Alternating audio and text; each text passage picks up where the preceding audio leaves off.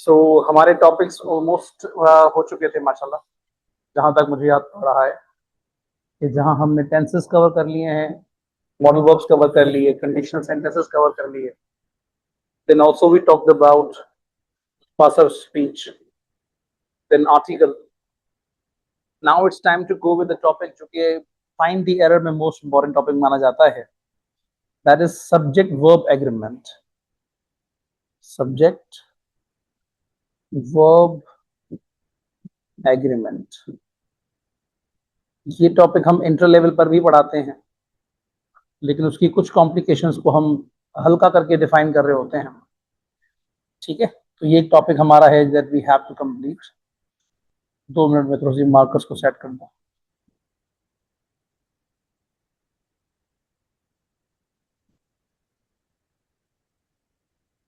ये सारे हमारे पास टॉपिक्स है subject verb agreement.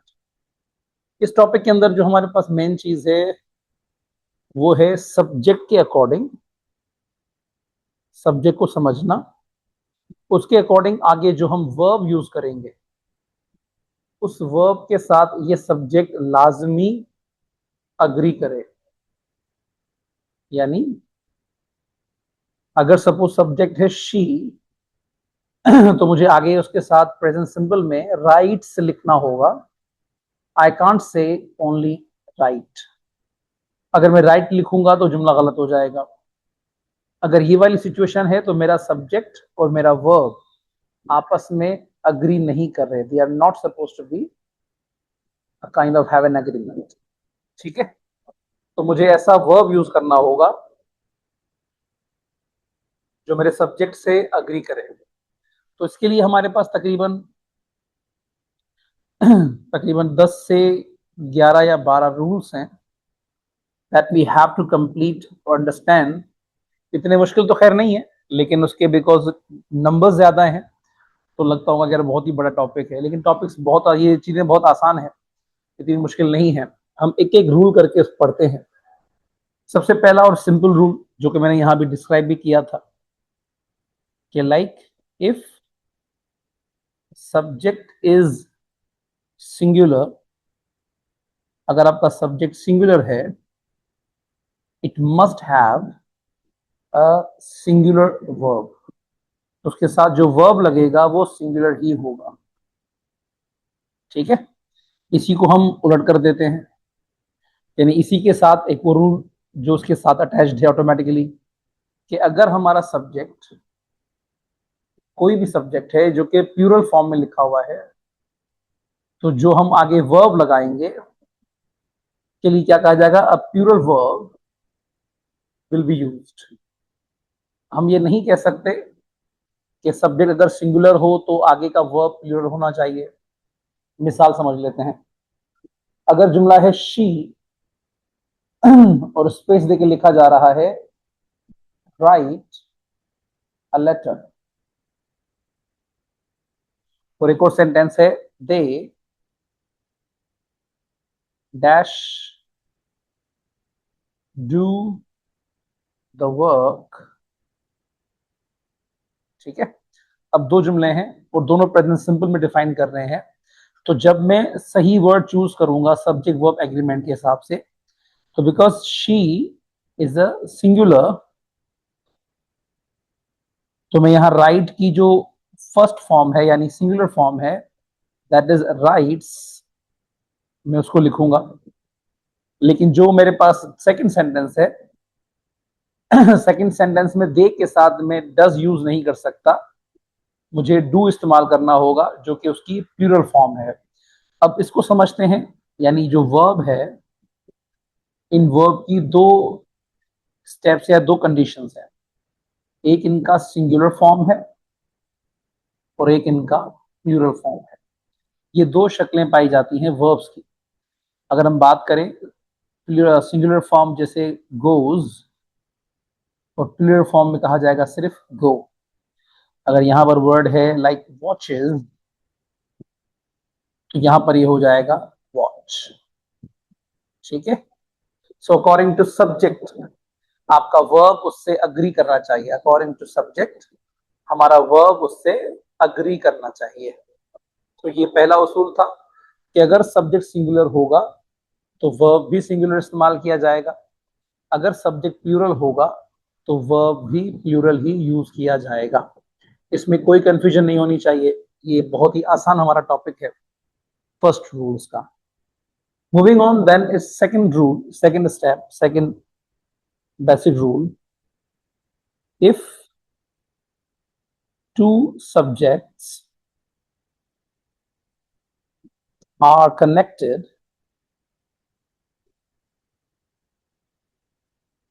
with a conjunction,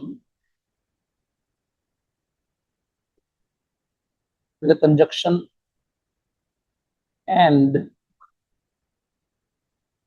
लिखा हुआ है they always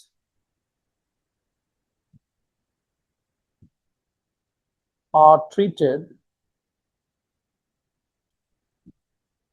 as plural subject।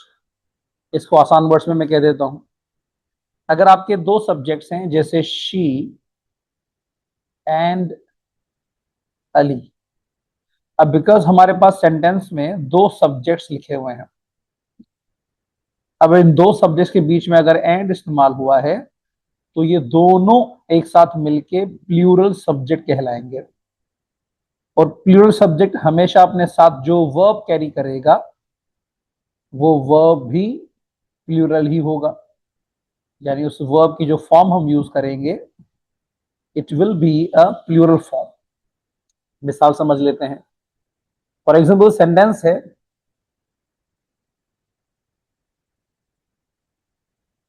सारा एंड अली हैव सबमिटेड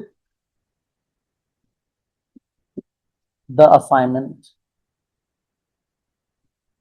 अब इस जुमले को ऑब्जर्व करें, हालांकि नाम अली लिखा हुआ है, उसके साथ हैव लिखा हुआ है, तो हम सिर्फ इस अली को नहीं देख रहे हैं, हम इस पूरे सब्जेक्ट के इस क्लॉज को, इस फ्रेज को ऑब्जर्व कर रहे हैं। क्लॉज नहीं, सॉरी, फ्रेज को ऑब्जर्व कर रहे हैं। तो सारा एंड अली ये दो नाम है जो आपस में मिले हुए हैं एंड वर्ड के साथ, and they are a plural form. इस प्लूरल के साथ हम यहां पर जो वर्ब यूज करेंगे वो हैव यूज होगा, अगर हम हैज यूज करेंगे तो वो गलत हो जाएगा। तभी मैंने डेफिनेशन में साफ लिखा हुआ है सेकंड रूल की, if two subjects are connected with the conjunction and they always are treated as plural verb. ठीक है, तो उनको ट्रीट करते हुए, प्लूरल सब्जेक्ट ट्रीट करते हुए हम उसमें वर्ब जो लगाएंगे वो भी हमारा प्लूरल वर्ब ही होगा। ठीक है, आई होप ये बात समझ में आई हो। Then we have third rule. मैं चलो थोड़ा सा छोड़ देता हूं। Then we have third rule, if two subjects are connected with a conjunction, which a conjunction or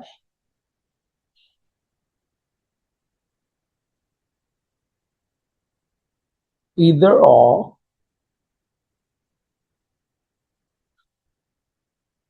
फिर neither nor,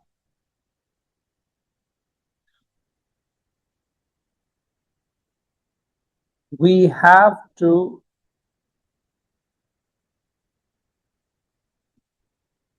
see या observe, we have to see or observe the subject close to the verb।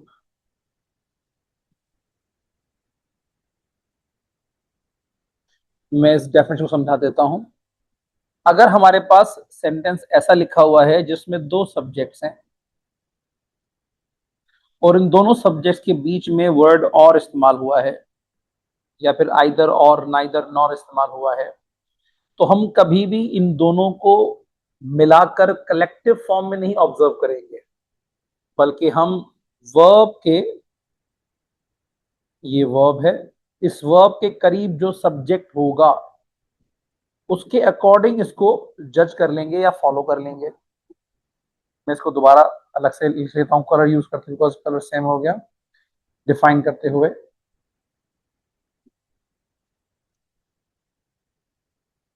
समझिएगा, यानी अगर verb जो use होगा वो according to this subject use होगा।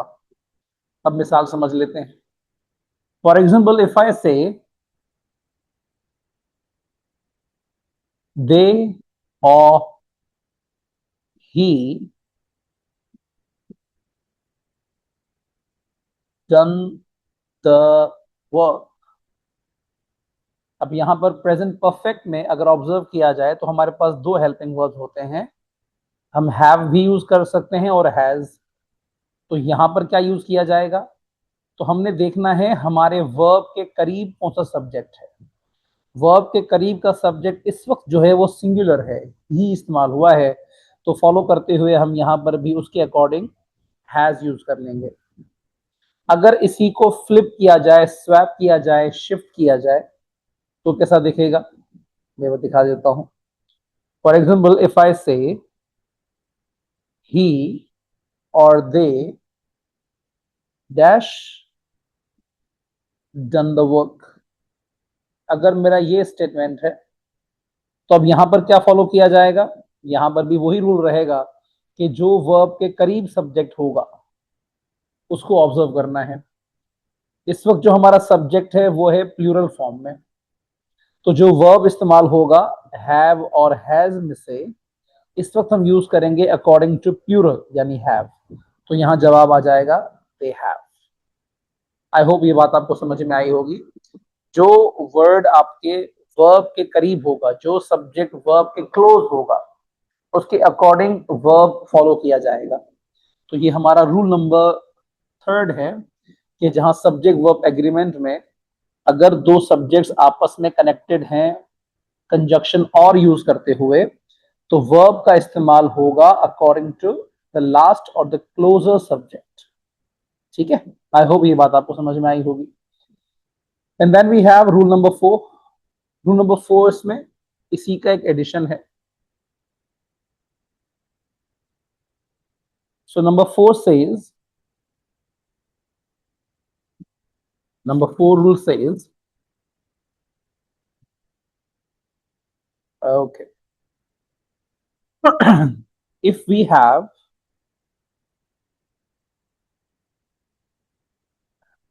if we have an indefinite pronoun,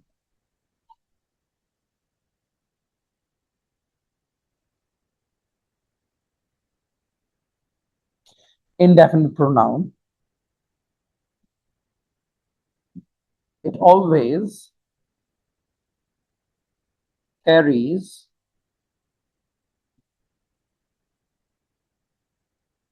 a singular verb।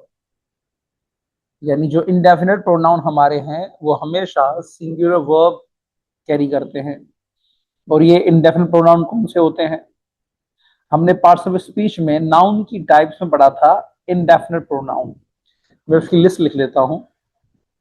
That is, हमारे पास कुछ words हैं जैसे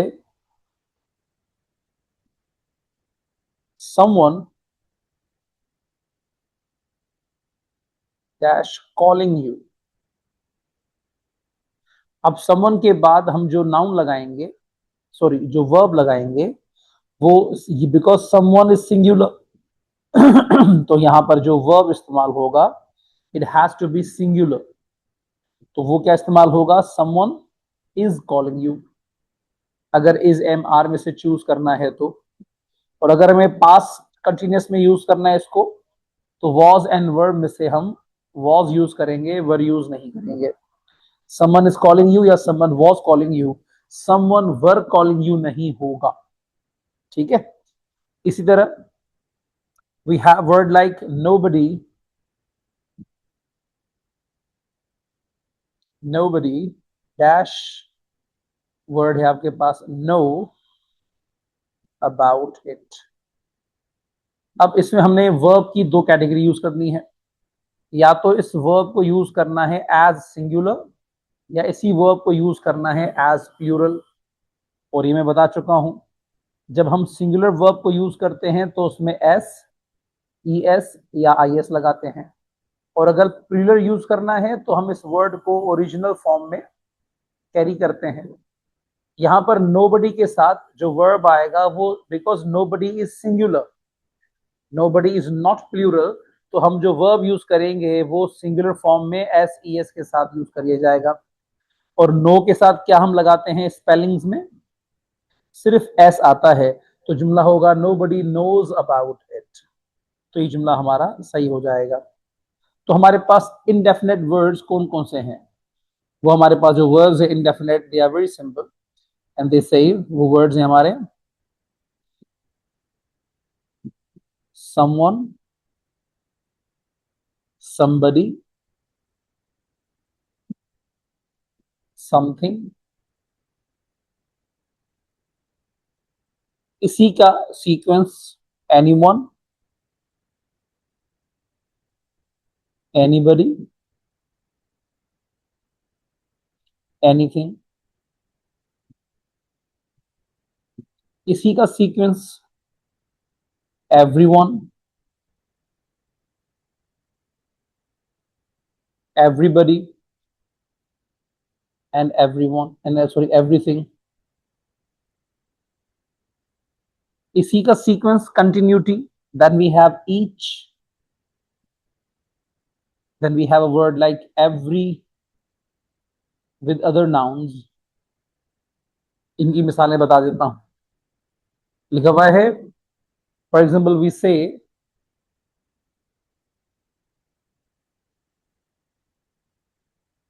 each of the boys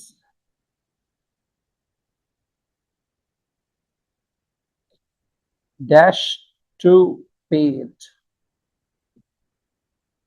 अब यहां पर अगर मैं ऑप्शंस आपको दूं, यहां पर हैव लगेगा या हैज, तो आपने देखना है, बिकॉज इनडेफिनेट प्रोनाउन इस्तेमाल हुआ है ईच, और ईच क्योंकि सिंगुलर होता है और अपने साथ वर्ब भी सिंगुलर ही लगाता है, तो इन दो में से हमारे पास एक वर्ड है प्लूरल, एक वर्ड है सिंगुलर। तो ईच के साथ जो चीज अग्री कर रही है वो है has to pay it, every of the boys have to pay it. ठीक है, इसी तरह each of the boys, each of the student, each of the pair, each of the members, तो जब भी इस्तेमाल होता है ईच और एवरीवन, याद रखिएगा वो सिंगुलर होते हैं और अपने साथ वर्ब भी सिंगुलर ही कैरी करते हैं। ठीक है, ये हमारा रूल नंबर 4 था, दैट टॉक्स अबाउट कि हम इनडेफिनेट प्रोनाउंस के साथ कभी भी प्लूरल वर्ब नहीं लगाते, वो ऑलवेज सिंगुलर वर्ब्स ही कैरी करते हैं। उसके बाद हमारे पास नंबर 6 है, जो कि थोड़ा सा चेंज कर देता है, जिसमें हम अक्सर कंफ्यूज भी हो जाते हैं सुनने में भी। That is about amount of money, यानी इसको समझिएगा, if we want to present any amount of money,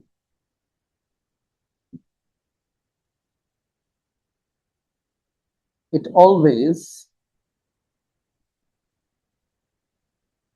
carries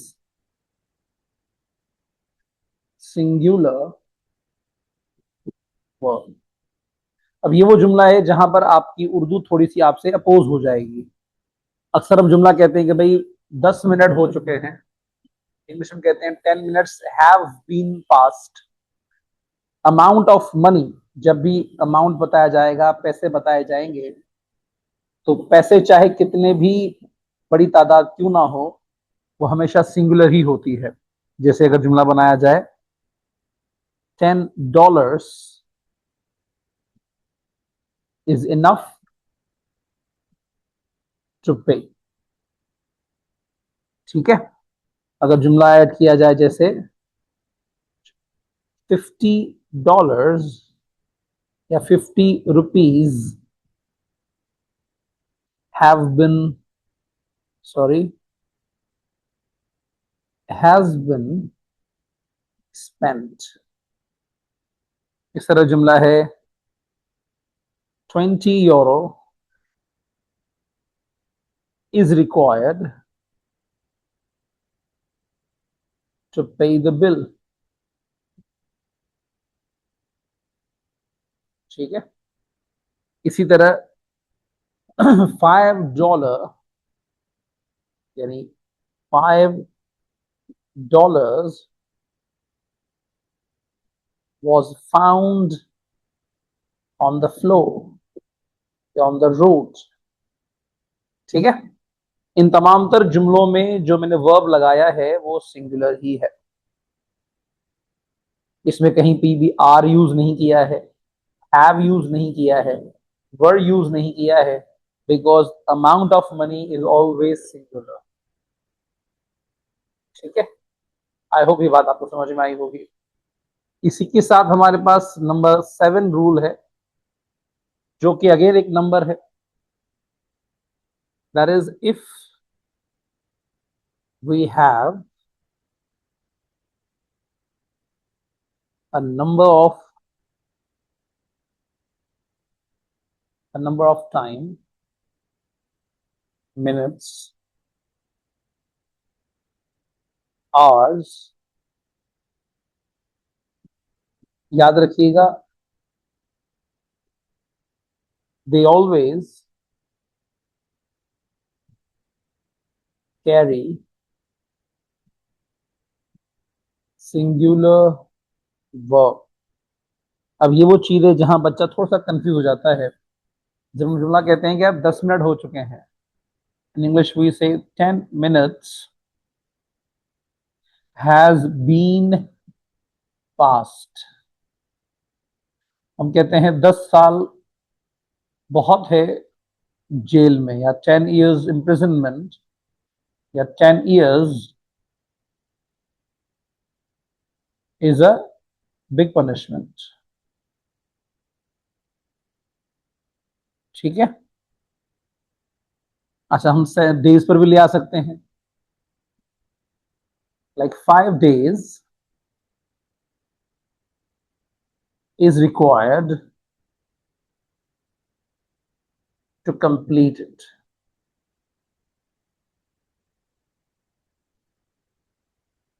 जिसको हम ये भी कर सकते हैं 10 days has been required to complete it. दोनों जुमले बिल्कुल सही है.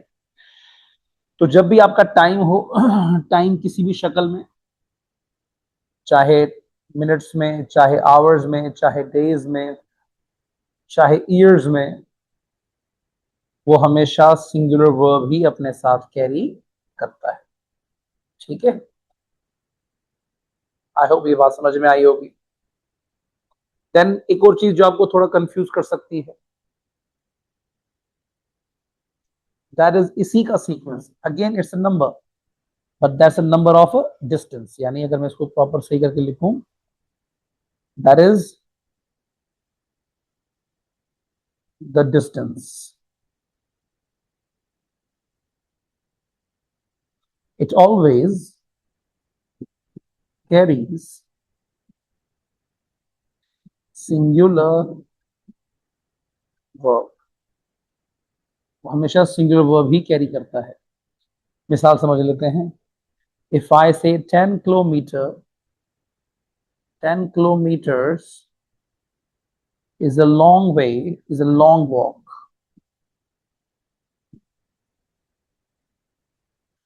It's a very long walk. ठीक है, इसी तरह जुमला है 5 miles. 5 miles is really too far. इस तरह जुमला है 10 feet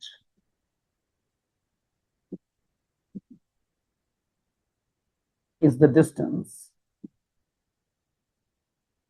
between, इसको हटा के मैं कह रहा हूं was the distance between us. Again तमाम जुमलों में भी अगर ऑब्जर्व करो तो चाहे ये नाउन्स प्लूरल हैं लेकिन इनके साथ भी हमेशा सिंगुलर वर्ब ही लगता है. Why is it used singular? इसको समझते हैं. बिकॉज जो बेसिक प्रिंसिपल है उसको समझना जरूरी है.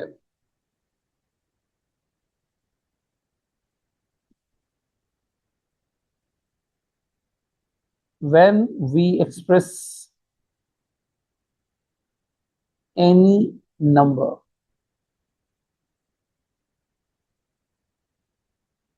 it can be of anything. It can be an amount, it can be time, it can be a distance, it can be anything. So that number, it has nothing to do with the number, how large number is it. The number is always singular. Number is always used as a singular verb. It is never considered or treated as a plural form. It always is called a singular form. Another example जहां बच्चे थोड़े से twist होते हैं, confuse होते हैं, उसको समझ लेते हैं. ये नंबर 10 8 थी, then we have number 9. Defining number,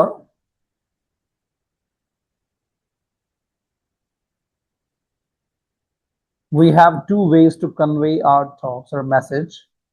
Defining number, okay. The very first way is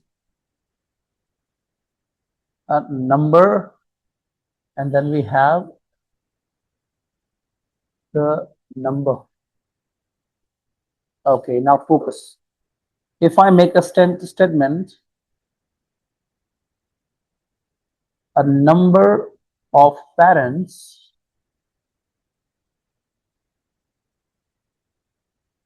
arrived today.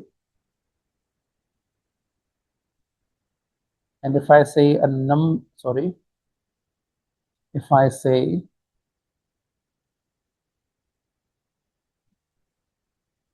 the number of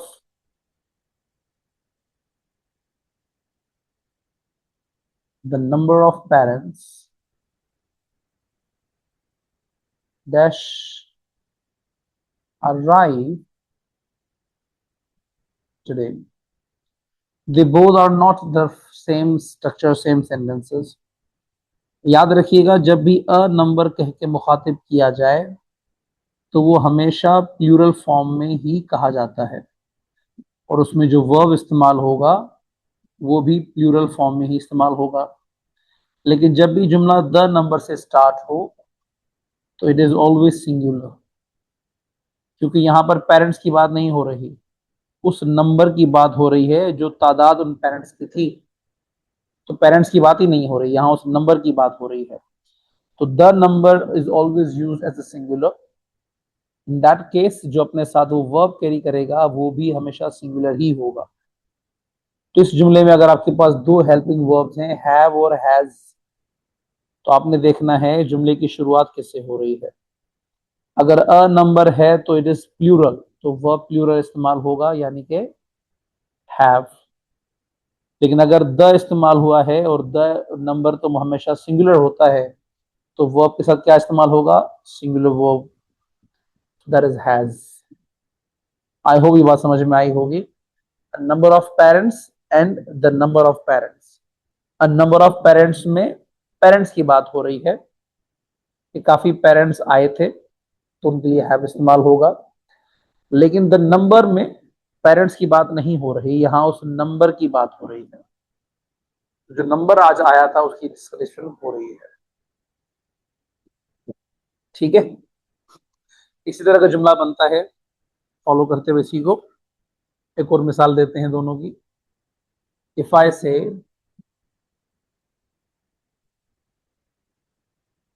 a number of students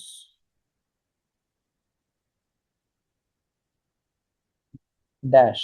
अब यहां पर या तो अग्री वर्ड आएगा या फिर अग्रीज वर्ड आएगा.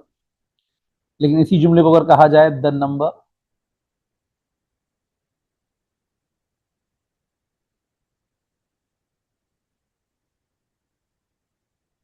the number of students dash agree or agrees.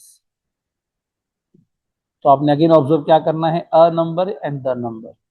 A number that means plural and the number मतलब सिंगुलर. सॉल्व होंगे क्या बनेगा, a number of students agree to go on a picnic, but the number of students agrees to go on a picnic. ठीक है, I hope ये बात आपको समझ में आई होगी. एक तरफ हमने इस्तेमाल किया है प्लूरल फॉर्म, एक तरफ आपने यूज किया है सिंगुलर फॉर्म. तो a shows, a number shows plural, the number shows singular. ठीक है, ये हमारा रूल नंबर 9 था जो हमने कवर कर लिया. उसके बाद वी हैव सेकंड लास्ट और लास्ट रूल. सेकंड लास्ट कर लेते हैं. Second last we have, second last नहीं सॉरी, दो तीन और हैं. Then we have additional phrase, यानी कई बार सब्जेक्ट को एम्बिगस बनाया जाता है.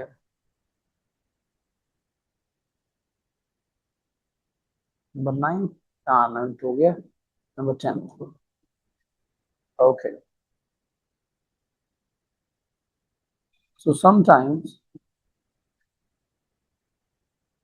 The subject is made ambiguous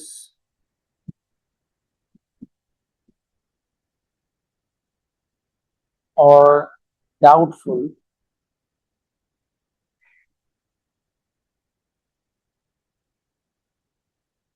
due to the presence of extra/additional phrase. हमारे पास कई बार जुमले में सब्जेक्ट को कंफ्यूज किया जाता है, डाउटफुल बनाया जाता है, एम्बिगस किया जाता है एक एक्स्ट्रा फ्रेज की हेल्प से. मिसाल समझ लेते हैं. For example, she along with her friends dash coming. अब यहां पर इज आएगा या वॉज, सॉरी इज आएगा या आर, इस तरह वॉज आएगा या वह. अक्सर बच्चे क्या गलती करते हैं, देखते हैं कि यहाँ फ्रेंड्स लिखा हुआ है तो यहाँ पर आर आना चाहिए, एंड दे से she along with her friends are coming. हालांकि ये जुमला गलत है, ऐसा नहीं है, ऐसा नहीं हो सकता. सही क्या होगा, हमने इस एक्स्ट्रा हिस्से को ऑब्जर्व ही नहीं करना है. इस एक्स्ट्रा फ्रेज की कोई वैल्यू नहीं है. We have to see the object, sorry subject. हमें देखना है जुमले की शुरुआत किससे हो रही है. तो यहां पर बिकॉज शी लिखा हुआ है तो शी के साथ क्या आएगा, is coming.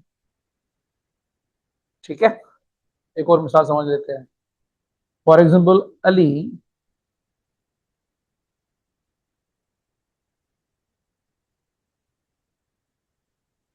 with his teachers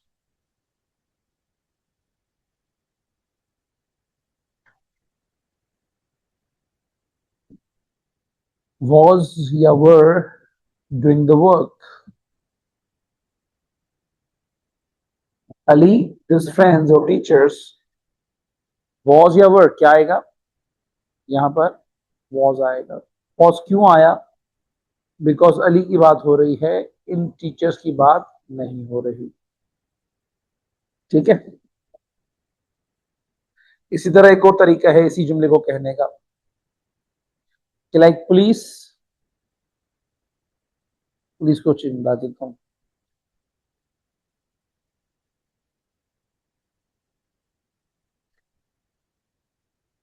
people as well as Sarah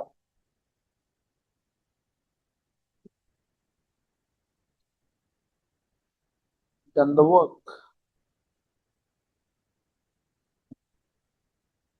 अब इस जुमले में हमने सारा को ऑब्जर्व ही नहीं करना है।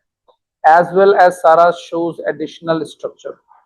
हमारा सब्जेक्ट है असल पीपल, इसको डिस्क्राइब किया जा रहा है। तो जुमला क्या बनेगा? पीपल एज वेल एज सारा हैव डन द वर्क। जुमला हमारा सॉल्व। तो ये 10 बेसिक रूल्स थे जो अब तक मैंने बताए हैं। Moving on, rule number 11। It's about percentage, it's about minority and majority. How does it talk about? Let's see. Number 11. That says if we have a subject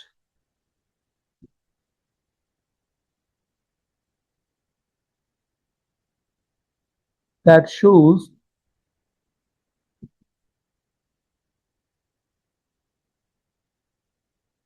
particular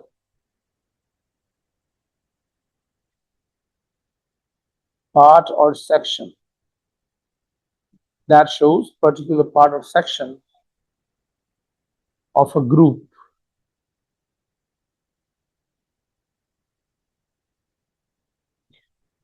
it carries verb according to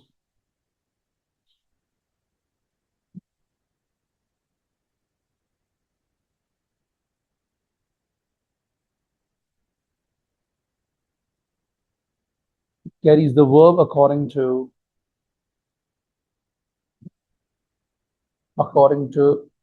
the noun close to the verb। यानी जो verb के करीब noun होगा, आप उसके according उसका subject sorry उसका verb carry करवाओगे कि उस सेक्शन में या उस पार्ट में उस ग्रुप के साथ नाउन कौन सा इस्तेमाल हुआ है। हम मिसाल समझ लेते हैं। For example, we have a statement that says half of the cake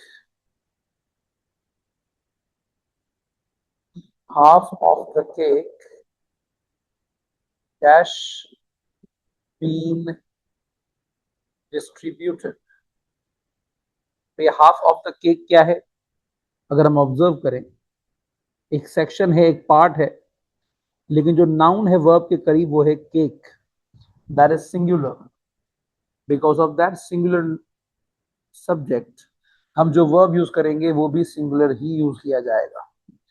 so half of the cake has been distributed. लेकिन अगर इसी को कहा जाए हाफ ऑफ द स्टूडेंट्स,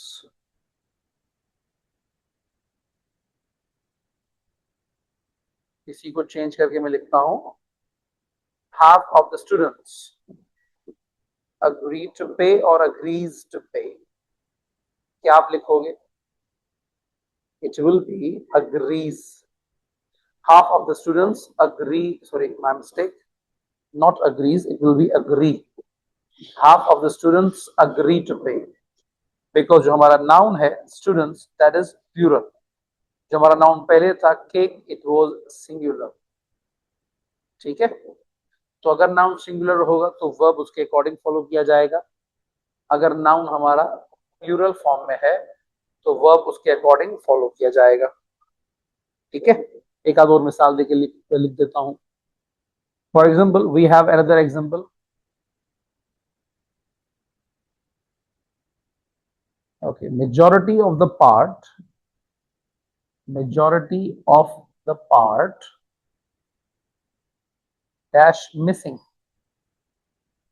अब is missing या are missing, what do we use? we will say is missing because part is singular, तो उसके साथ जो वर्ब लगेगा वो सिंगुलर ही फॉलो किया जाएगा। ठीक है, लेकिन on the other and if I से majority of the people and I say dash think about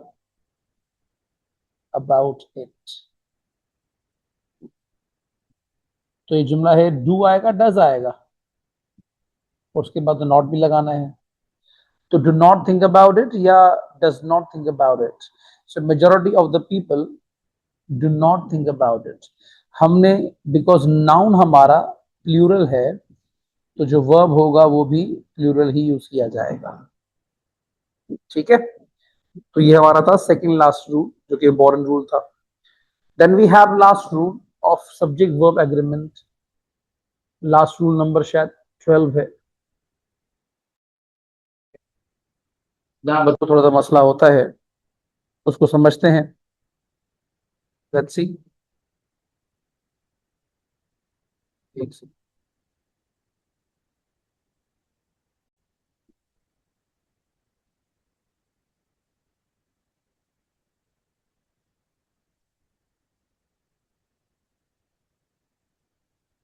एक सेकंड, पॉज, एक second. Now it's fine, I hope so. Okay. हाँ, excuse me. So I am gonna continue my topic. ठीक है। सो हमारे पास जो last इसका rule है subject verb agreement का, that talks about collective noun. जो कलेक्टिव नाउन्स होते हैं वो थोड़े से ट्रिकी कहलाते हैं। Why are they so tricky, इसको समझते हैं। इसको प्रॉपर में डिस्क्राइब करता हूं। If collective noun shows individuality of the members, अगर तमामतर कलेक्टिव नाउन में तमामतर मेंबर्स की इंडिविजुअलिटी को शो किया जा रहा है, उस इंडिविजुअलिटी को ऑब्जर्व करते हुए याद रखिएगा it is considered as plural verb. The collective noun shows individuality of the members. That individuality represents plural form। और उसके साथ जो हम वर्ब यूज करेंगे वो वर्ब भी हमारा प्लूरल फॉर्म में ही होगा। पहले इसकी मिसाल समझ लेते हैं। For example we have example of this as it says, और this one, the team dash won the shirts. अब लिखा हुआ है team dash won the shirts, कि टीम ने शर्ट्स पहनी।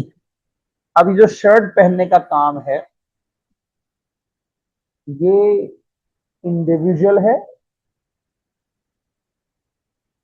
या कलेक्टिव है, ये आप खुद सोचो। अगर कलेक्टिव होके काम किया जा रहा है एज अ यूनिट बन के, उस फॉर्म में ये सिंगुलर हो जाएगा। लेकिन अगर कोई काम टीम के मेंबर्स ने इंडिविजुअल किया है, उस इंडिविजुअलिटी को ऑब्जर्व करते हुए हम इनको प्लूरल फॉर्म में कंसीडर करेंगे। सो जुमला है team dash won the shirts, तो उसका सही जवाब होगा team have von the shirts. Have word क्यों इस्तेमाल किया मैंने, क्योंकि यहां पर टीम की इंडिविजुअलिटी शो हो रही है, हर मेंबर ने अपनी अपनी शर्ट पहनी है। लेकिन ऑन दी अदर हैंड जो इसका एक और मिसाल बन जाती है, जो पहले डिफाइन कर देता हूं, that if collective noun functions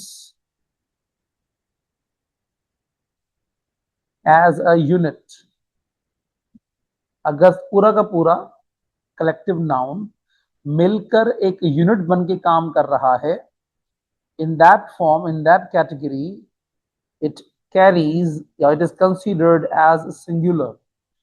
मिसाल समझ लेते हैं। The team dash won the match, अब यहाँ टीम के हर एक मेंबर ने इंडिविजुअल मैच नहीं जीता है, यहाँ कलेक्टिव होकर as a unit action perform किया जा रहा है। तो जुमला क्या बन जाएगा? Team has won the match. ठीक है, यहाँ हैज क्यों इस्तेमाल हुआ? बिकॉज सब एज अ यूनिट मिलके बात की जा रही है, इंडिविजुअल एक्ट की बात नहीं हो रही। एक और मिसाल समझ लेते हैं। If I say audience dash enjoying, और सेकंड जुमला है मेरा audience dash leaving the hall from the near gates, या नियर गेट, गेट्स कर देते हैं, फ्रॉम द नियर गेट्स। अब इसको समझते हैं। ये जो दो जुमले हैं, एक में as a again as a collective unit, as a सब मिलके बात कर रहे हैं, और एक में सब इंडिविजुअल अपना अपना एक्ट कर रहे हैं। अब इस दोनों जुमलों को समझते हैं। इन दोनों जुमलों में कौन सा जुमला ऐसा है जहां ये सब मिलकर एक ही काम कर रहे हैं? तो मिलकी जो मिलकर जो एक ही काम हो रहा है वो एंजॉय करने का हो रहा है। तो यहां पर क्या आएगा? ऑडियंस इज एंजॉयिंग, अगर जुमला प्रेजेंट में है। अगर आप पास में लेके जाना चाहते हो तो क्या बन जाएगा? Audience was enjoying. लेकिन कहीं पर भी आर इस्तेमाल नहीं होगा, आर आप यूज नहीं करोगे, क्योंकि सब एज अ मिलके काम कर रहे हैं, इंडिविजुअल परफॉर्मिंग कर रहे हैं। लेकिन सेकंड जुमले में क्या सारी ऑडियंस एक साथ एक गेट से निकल रही है? ऐसा नहीं है, ऑडियंस अपने करीब के गेट से बाहर निकल रही है। तो यहाँ ऑडियंस जो वर्ड है ये सबका अपना अपना इंडिविजुअल एक्ट है। ये सब बाहर तो निकल रहे हैं लेकिन सब अपने अपने गेट से बाहर जा रहे हैं। So audience are leaving the hall from the near gets.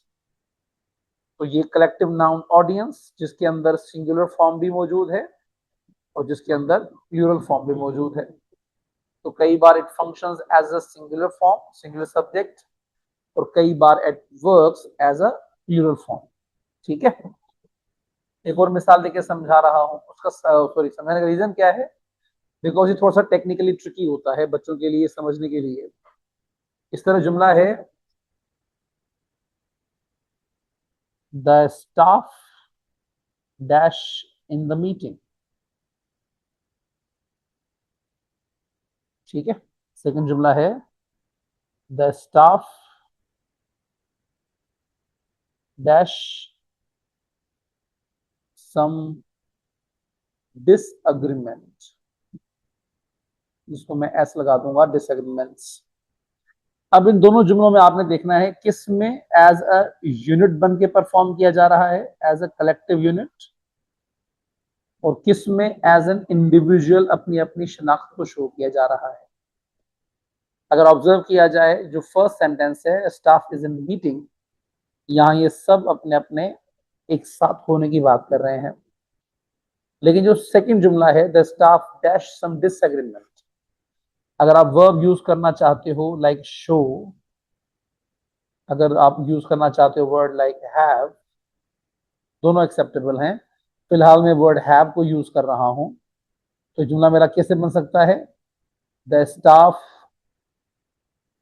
Have some disagreements, क्योंकि डिसएग्रीमेंट शो सबका अपना अपना इंडिविजुअल एक्ट। डिसएग्रीमेंट कभी भी कलेक्टिव नहीं होता, हर बंदा अपना अपना ओपिनियन शो करता है, अपना अपना डिसएग्रीमेंट शो करता है। ठीक है, तो हमारे पास चंद और वर्ड्स हैं जो कि ट्विस्टेड वर्ड्स कहलाते हैं, जो कलेक्टिव नाउन्स कहलाते हैं। जैसे मैंने तीन तो खैर लिख दिए, मैं दो तीन और लिख देता हूं। जैसे वर्ड था हमारे पास ऑडियंस, वर्ड है स्टाफ, वर्ड है क्रू, वर्ड है जूरी, वर्ड है हमारे पास कमेटी, ठीक है। वर्ड है हमारे पास audience, sorry team and so on, जिसमें से मैंने 3 की मिसाल आपको बनाकर दिखा दी, ऑडियंस की, स्टाफ की, टीम की। तो यानी ये हमारे पास सिंपल कुछ कलेक्टिव नाउन्स हैं जो यूज किए जाते हैं इन दिस कंसर्न। ठीक है, आई होप ये बात आपको समझ में आई हो। तो ये सब्जेक्ट वर्ब एग्रीमेंट का टॉपिक हमारा होता है यहाँ पर फिनिश।